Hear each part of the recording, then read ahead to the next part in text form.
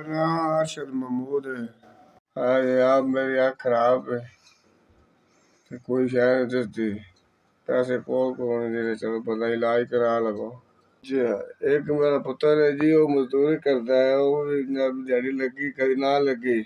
इतना नहीं मैं चलो अपनी आँख बनवा लवा, इतना भी नहीं जी मैं दवाई अपनी ले लवा जी। अब मैं डॉक्टर को बैठो जावा, डॉक्टर को नहीं जाना होता है, डॉक्टर को पैसे कौन कौन। एक बेटा है वो जब पुत्र मेरा, वो कितना करे जब अपना करे या मेरा करे।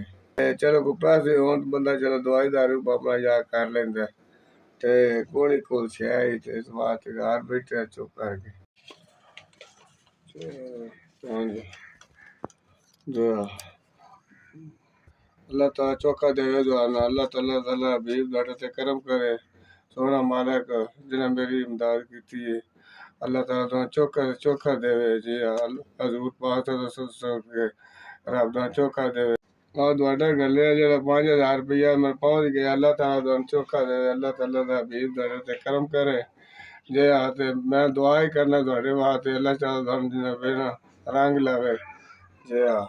ते बड़ी मेहरबानी थोड़ी, बड़ी मेहरबानी।